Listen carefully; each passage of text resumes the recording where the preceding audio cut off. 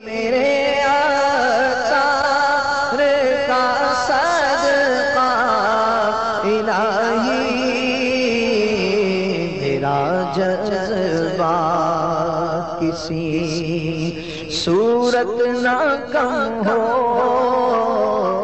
میرے میٹھے اور پیارے اسلامی بھائیوں اور مدنی چینل کے ناظرین، غور کرنے کی بات ہے، حاجی کو کیسا ہونا چاہیے۔ حاجی سب سے پہلے اپنا حج بچانے کی کوشش کرے کہ کہیں میری کسی نادانی کی وجہ سے میں اپنے حج کو حب جا اور ریاکاری کی نظر نہ کر بیٹھوں، اپنی حج کی نیکی کو بتانے اور جتانے کی بے جا عادتیں پال کر اپنے لیے نقصان نہ کر بیٹھو۔ یہ ویسے لوگوں کی مزاج آپ نے دیکھا ہوگا ہوتا ہے کہ جب حج سے آتے ہیں تو اپنے سارے عمرے گنتی کروائیں گے، اپنے سارے کمالات گنتی کروائیں گے، اپنے طواف گنتی کروائیں گے، طواف میں جو رقت کی وہ رقت، رونا، دعائیں، میں مستجاب کے سامنے اتنی بار بیٹھا، بھئی یوں کعبے کا گلا پکڑ کر روتا رہا، اس طرح میں زمزم پیتا تھا، ہاتھ اٹھایا تھا کہ بس میرا تو کام ہو گیا۔ مقام کی تعریف کرنا چاہ رہا ہے یا اپنی دعا کی قبولیت اور اپنی مقبولیت کی دھاک بٹھانا چاہ رہا ہے، وہ حاجی خود غور کرے۔ 5 ٹائم کی نماز پڑھنے والا نمازی نہ کہلایا، 1 سال حج کر کے آنے والا حاجی بن جاتا ہے۔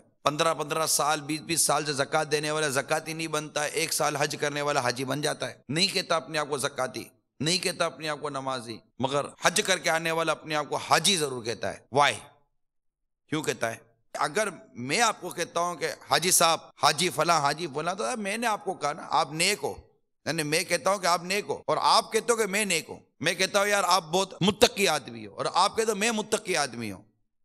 میں کہتا ہوں آپ بہت پرہیزگار ہو اور ایک طرف آپ کہتے ہو میں بہت پرہیزگار ہوں، آپ بہت ستھرے ہو، میں بہت ستھرا ہوں۔ میں اپنی تعریف کروں یا میں اپنی کسی خصوصیت کو بیان کروں، اس میں، اور کوئی میری تعریف کرے، کوئی میری خصوصیت کو بیان کرے، اس میں فرق ہے۔ پھر آگے جا کر یہ ایک فرق ہے کہ آیا جو میری خصوصیت بیان کی جا رہی ہے وہ خصوصیت مجھ میں ہے بھی یا نہیں ہے۔ تو عرض کرنے کا مقصد یہ ہے، آپ جو حج کر کر آئے، اللہ تعالیٰ آپ کا حج قبول فرمائے، مگر حج کو سنبھالنا ہے۔ جب حج سے واپس آ ہی گئے تو اب کیا کریں؟ اب علماء کرام رحمہم اللہ السلام فرماتے ہیں کہ حج مبرور وہ ہے جس کے بعد گناہ نہ ہو، جیسا کہ حضرت سیدنا فضیل بن عیاض رحمت اللہ تعالی علیہ نے ایک حاجی سے فرمایا، اے حاجی، بلا شبہ اللہ عز و جل حاجی کے عمل پر نور کی مہر لگا دیتا ہے۔ اللہ تعالی حاجی کے عمل پر نور کی مہر لگا دیتا ہے، لہٰذا تو اس سے بچ کہ اللہ کی نافرمانی کر کے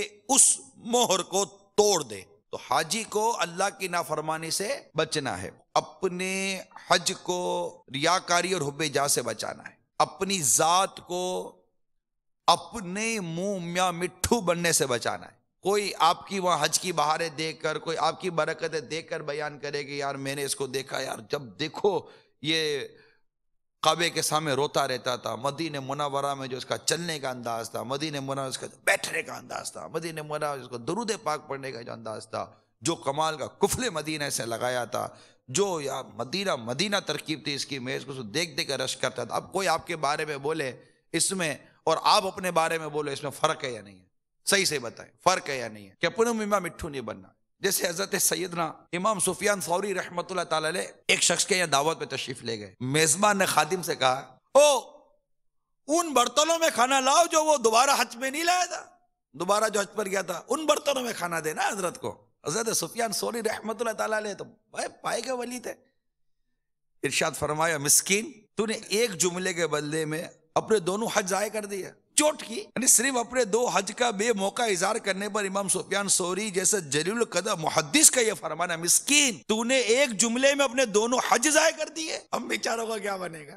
ہم تو اپنے حج کا بورڈ چڑھا کے رکھتے ہیں نا، اور جو کچھ ہم اپنے بارے میں تاثرات رکھتے ہیں، پھر خود اپنی ایسی کیفیت بنا کر رکھتے ہیں کہ لوگوں کو لگے کہ میں حاجی ہوں۔ دیکھیں نیت پر سارا دار و مدار ہے۔ لوگوں پر اس لیے عبادت کو ظاہر کرتا ہے کہ وہ اس کی مدح ثنا یعنی تعریف کریں گے، حاجی صاحب ماشاءاللہ سبحان، ارے واہ واہ واہ، ارے واہ واہ واہ، ایسا ہو گیا، کیا کمال کے آدمی ہو یار بھائی، اپنے کرتا چھوٹا پڑ گیا، سچکا نہیں پڑتا بھائی کدھر جاؤں میں۔ اس صورت میں عبادت پوشیدہ ہی رکھنے کا حکم ہے، اپنی نیکیوں کو یوں چھپاؤ جیسے اپنے گناہوں کو چھپاتے ہو، یعنی عمل کرتے وقت اس سے ریاکاری نہیں کی، دکھاوے کے لیے نہیں کیا. اگر عمل کرتا ہی دکھاوے کے لیے، عمل کرتا ہی ریاکاری کے لیے ہے تو اس کی بات ہی جدا ہے. لیکن بعض اوقات عمل کرنے کے بعد آدمی اپنا عمل بتاتا ہے، اپنا عمل جتاتا ہے، جس سے اس کی کئی مرادیں ہوتی ہیں. اس سے اس کو پیسہ ملے گا، دولت ملے گی، عزت ملے گی، مان ملے گا، منصب ملے گا، شہرت ملے گی، لوگوں کے دلوں میں تعظیم پیدا ہوگی، لوگوں کے دلوں میں تکریم پیدا ہوگی، لوگ اس کی واہ واہ کریں گے، عزت کے مقام پر بٹھائیں گے، او ہو واہ واہ واہ واہ، ماشاء اللہ سبحان اللہ سبحان اللہ. یوں مطلب کہ یہ اس کے لیے مطلب ایک اس کی موج لگ جائے گی نا. اس کو کیا چاہیے تھا اگر لوگ اس کی تعریف کریں. مگر غور کی بات یہ ہے کہ بندے، تجھے جس عبادت سے اللہ کے حضور اجر لینا ہے، تو اللہ کے حضور اجر کی طرف ہاتھ رکھنے کے بجائے تجھے جس عبادت کے ذریعے اللہ کو راضی کر کے جنت لینی ہے، تو رب کی رضا کو چھوڑ کر، تو رب کی جنت سے نظر ہٹا کر، تو اس کے اجر سے نظر ہٹا کر تو لوگوں کی تعریف پر نظر رکھ رہا ہے، اور لوگوں میں اپنی تعریف اور واہ واہ چاہنے کے لیے اپنی عبادت کو تو ظاہر کر رہا ہے. اگر تیری ان حرکتوں کی وجہ سے تیری عبادت ضائع کر دی گئی، تیرا اجر ضائع کر دیا گیا اور تجھے جنت سے محروم کر دیا گیا، تو تجھے کیسی ندامت، کیسی شرمندگی اور کیسا افسوس ہوگا. یہ غور کرنے کی بات. تو یہ بات یاد رکھیے کہ اپنی عبادت کو بچانا ہے، عبادت کے ثواب کو بچانا ہے، اپنے اجر کو بچانا ہے.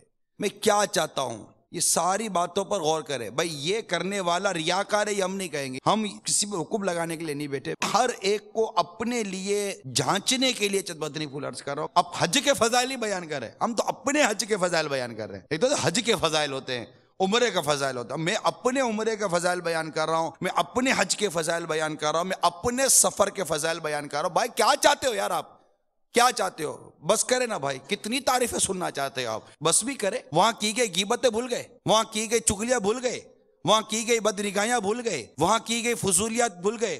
میں نے امیر علیہ سنت کو ایک میل کی کہ باپا ماشاءاللہ یہ تو آپ کا پسندیدہ ایک شعبہ ہے اور آپ کو بڑا پسند ہے، تو آپ نے اپنی زندگی میں بڑے حاجیوں کو دیکھا ہے، کچھ آپ اس پر مدنی پھول دے کہ حاجی کو کیسا ہونا چاہیے. میل آئی باپا کی. وہ میل کیا آئی وہ میں آپ کو پڑھ کے سناتا ہوں. باپا نے کیا لکھ کر دیا ہے. باپا لکھتے ہیں، میرے اپنے مشاہدے میں اب تک کوئی ایسا عوامی حاجی نہیں جو واپسی میں بدل گیا ہو. اب یہ واپسی میں بدل گیا ہو نا، تو یہ بدل گیا ہو سے جو ہے نا وہ یہ ہے کہ اعلیٰ حضرت امام اہل سنت فتاوی رضویہ شریف میں ارشاد فرماتے ہیں، حج مبرور کی نشانی ہی یہ ہے کہ پہلے سے اچھا ہو کر پلٹے.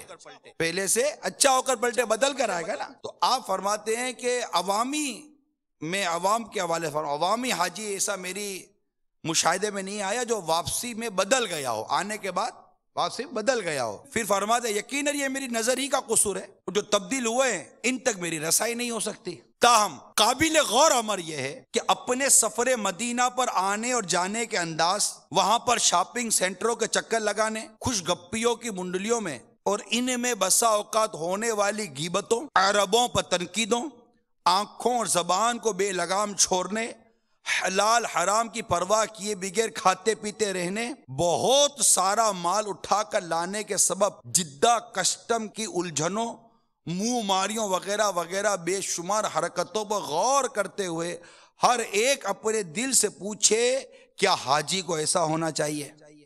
اب سوال امیر سنت نے قائم کیا ہے، کیا حاجی کو ایسا ہونا چاہیے. پھر آگے ایک شعر لکھا ہے، ان کے سوا کسی کی دل میں نہ آرزو ہو، دنیا کی ہر طلب سے بیگانہ بن کے جاؤں. اب امیر سنت نے جو کچھ لکھا، کیا ہم اس کو جھٹلا سکتے ہیں؟ ان تمام چیزوں کو پہ ہم غور نہیں کریں گے. بھائی یہی کہ میں حج کر آیا ہوں، میں عمرہ کر آیا ہوں، میں یہ کر آیا ہوں. یہ بڑی عجیب بات ہے کہ ہمیں نیکیاں یاد رہتی ہیں، گناہ ہم بھول جاتے ہیں. یعنی ایک بار کے حج پہ تو بھول رہا ہے، روز کیے ہوئے گناہوں کو تو بھول رہا ہے. حاجی کو اپنے حج کو سنبھالنا چاہیے. بس لوگوں سے بات کرے تو کم از کم 2 حقیقی عاجزی کے جملے بول دے گا، یار دعا کرو اللہ میرا حج قبول کر لے. حاجی کو تو گمسم ہونا چاہیے. کاش کچھ تو دن ہو جو گمسم رہوں، کچھ تو دن ہو جو فرقت طیبہ میں روتا رہوں. کبھی رات کو جھرجھری آ جاتی اور مدینہ یاد آتا اور اٹھ کے بیٹھ جاتا، اپنی وہاں کی غفلتوں کو یاد کرتا، افسوس کرتا، کاش کہ میں یوں مسجد نبوی شریف میں اتنا ٹائم بھی گزار لیتا، کاش کہ میں یہ بھی کر لیتا، کاش کہ میں وہ بھی کر لیتا، کاش کہ میں یہ بھی کر لیتا۔ ارے 4 طواف اور بھی ہو سکتے تھے، کیا ضرورت تھی وہاں بیٹھے رہنے کی؟ مستجاب کے سامنے مزید بیٹھ جاتا، کیا ضرورت تھی اس طرح مطلب کہ گپیاں مارنے کی، اس طرح کی فضولیاتیں پڑے رہنے کی؟ کاش کہ میں اتنے مزید عمرے بھی کر لیتا، کاش کہ میں یوں نیکی کی دعوت بھی دے دیتا، کاش کہ میں قرآن کی تلاوت بھی کر لیتا۔ ہائے ہائے ہائے ہائے، ادھر کی ایک نیکی لاکھ نیکی کے برابر تھی، یہاں کر بھی لوں گا مگر وہ ایک نیکی کی لاکھ نیکی کا ثواب کہاں سے لاؤں گا میں؟ ایسی کیفیات کیا ہماری بنتی ہے؟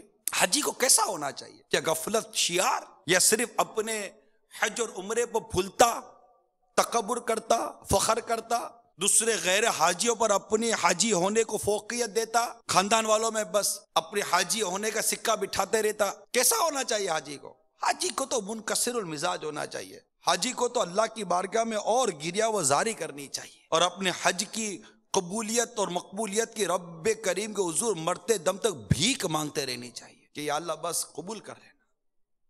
اور حاجی کو تو اس سال آ جائے تو ہر سال جانے کے لیے تڑپتے رہنا چاہیے، بلکتے رہنا چاہیے۔ جیسے جیسے حج کے فارم کے دن قریب آئیں، اس کی یادیں، مدینہ کی یادیں اس کی تازہ ہونی چاہیے، طواف خانہ کعبہ کی یادیں تازہ ہونی چاہیے، کعبے کو دیکھ کر زمزم پیتے رہنے کی یادیں تازہ ہونی چاہیے، گنبد خضرا کو تکتے رہنے کی یادیں تازہ ہونی چاہیے۔ میرے آقا کا صدقہ الہی،